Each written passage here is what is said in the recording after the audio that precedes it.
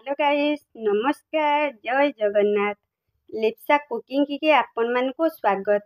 मो रोषे जब आपण मानकु भल लगुथबो ताने लाइक करिवे कमेंट करिवे शेयर करिवे सब्सक्राइब करिवे तळे थिबा घंटी बेल को क्लिक करिवे मोर प्रथम रोषे आपण माने देखि परिवे।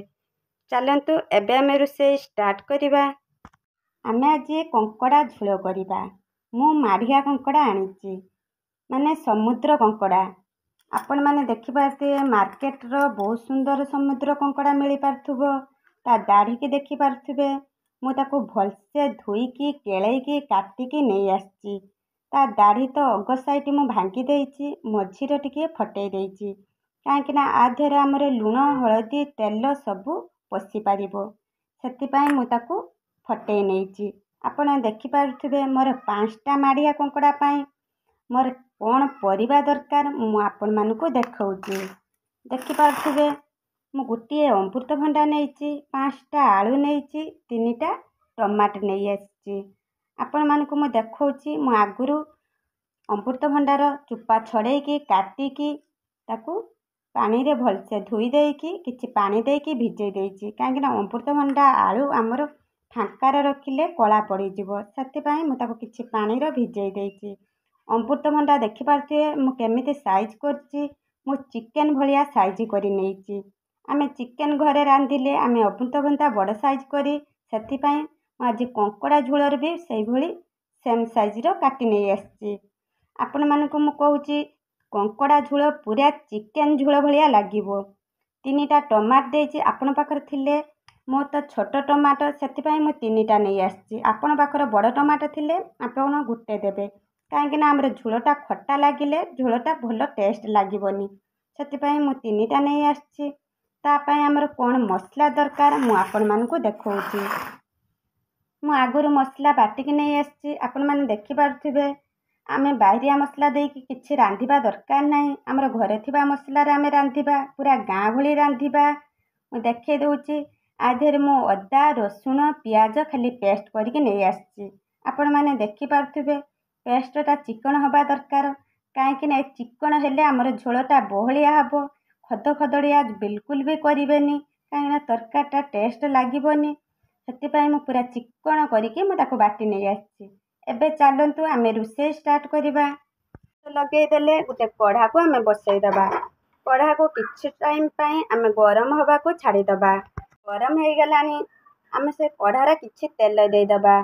मु नै आछी सोरिष तेल आपण चाहिले रिफाइन तेल रे भी रांधि परिबे सोरिष तेल रे भी रांधि परिबे काहेकि ना सोरिष तेल रो आइंस गिंस रांधिले बहुत टेस्ट लागिवो सेति पई मु किछि सोरिष तेल नै आछी।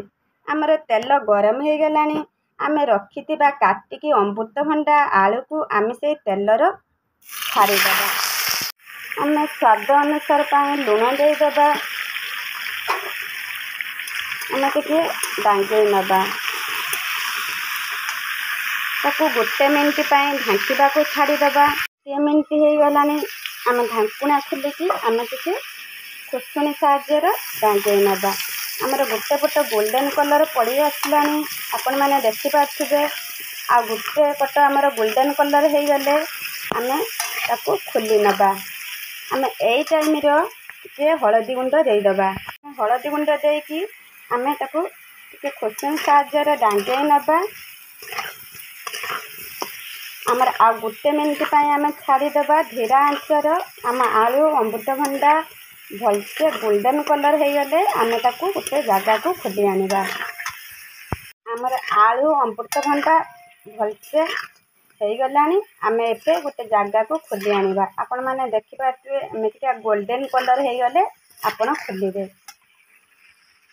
कढ़ार आ किछि तेल दे दबा।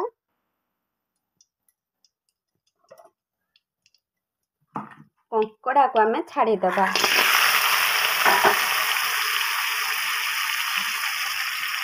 कंकड़ार स्वाद अनुसार लूण दबा किछि हळदी गुंड दे दबा। आमे ताको खुसुनी साहाଯ୍ୟରେ हमर सब डांगै नबा। आपण माने देखि पारथिबे मु सब डांगै नैची। हमर भलसे कंकड़ा पूरा भाजी गला परे आमे ताको खोली आनिबा। ସେଇ କଢ଼ାରେ ଆଉ କିଛି ତେଲ ଦେଇଦେବା। ତେଲ ଗରମ ହେବା ପାଇଁ କିଛି ସମୟ ଛାଡ଼ିଦେବା। ରଖିଥିବା ଗୋଟିଏ ପିଆଜ କାଟିକି ଆମେ ସେଇ ତେଲରେ ଛାଡ଼ିଦେବା। 2ଟା ତେଜପତ୍ର, କିଛି କାଠ ମସଲା, ଆପଣମାନେ ଦେଖିପାରୁଥିବେ ମୁଁ ଗୋଟା ମସଲା ସବୁ ନେଇ ଆସିଛି। ଗୋଲ୍ଡେନ୍ କଲର୍ ହେଇ ଆସିଲାଣି। ଆମେ ଏଇ ଟାଇମ୍ର ରଖିଥିବା ମସଲାକୁ ଆମେ ଛାଡ଼ିଦେବା। କାଶ୍ମୀରୀ ଲଙ୍କା ଗୁଣ୍ଡ, এটা ବିଲକୁଲ ବି ପାଟି ପଡ଼େନି। এটা କଲର୍ ପାଇଁ ଏ ଲଙ୍କା ଗୁଣ୍ଡଟା ଦେଲି। ମୁଁ ଲଙ୍କା ଗୁଣ୍ଡ ଦେଇନାହିଁ, ଆପଣ ରାଗ ଅନୁସାରେ ଲଙ୍କା ଗୁଣ୍ଡ ଦେବେ। ଆମେ ଟିକେ ତାକୁ ଖୁସୁଣି ସାହାଯ୍ୟରେ ଡାଙ୍ଗେଇ ନେବା। ରଖିଥିବା ମସଲା ପାଣିକି ଆମେ ତା ଦେହରେ ଛାଡ଼ିଦେବା। ମସଲା ଦେହରୁ ମସଲା ପାଣି ମରିବା ଯାଏଁ ଆମେ ତାକୁ ଡାଙ୍ଗେଇ ନେବା। ଦେଖିପାରୁଥିବେ ଆମ ମସଲା ଦେହରୁ ତା ପାଣି ମରିଗଲାଣି। ଆମର ତେଲ ଉପରକୁ ବାହାରି ପଡ଼ିଲାଣି। ଆମର ମସଲା ହେଇଯାଇଛି, ଆଉ ବିଲକୁଲ ବି କଞ୍ଚାଣିଆ ବାସ୍ନା ହେବ ନାହିଁ। ଆମର ମସଲା ଉପରକୁ ଯେବେ ତେଲ ବାହାରି ପଡ଼ିବ, ଆପଣମାନେ ଜାଣିପାରିବେ ଯେ ଆମର ମସଲା ପୁରା ହେଇଯାଇଛି। ଆଉ ମସଲା ବିଲକୁଲ ବି କଞ୍ଚାଣିଆ ବାସ୍ନା ଯେଉଁ ବାସେ, ବିଲକୁଲ ବି ଆଉ ବାସିବନି। ଏଇ ଟାଇମ୍ରେ ଆମେ କାଟିକି ରଖିଥିବା ଟମାଟୋକୁ ଆମେ ଛାଡ଼ିଦେବା।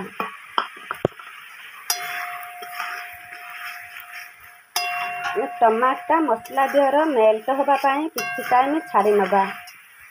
1 ମିନିଟ୍ ହେଇଗଲାଣି। ଆମେ ତାକୁ ଡାଙ୍ଗେଇ ନେବା।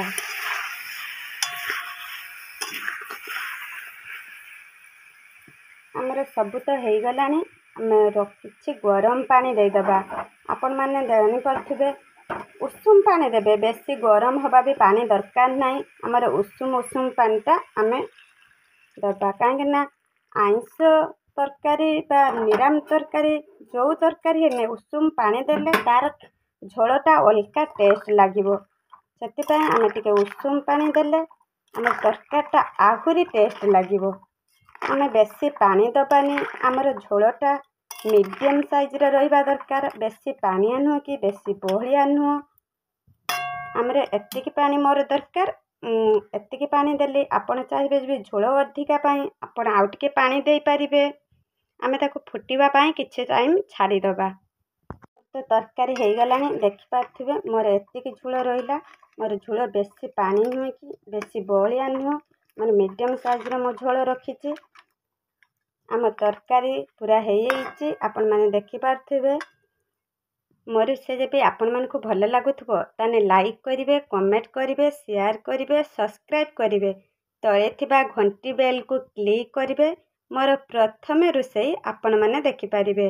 ଏତିକି କହିକି ରହୁଛି। ପୁଣି ଦେଖାଯିବ ନେକ୍ସଟ ରୋଷେଇରେ। ଜୟ ଜଗନ୍ନାଥ।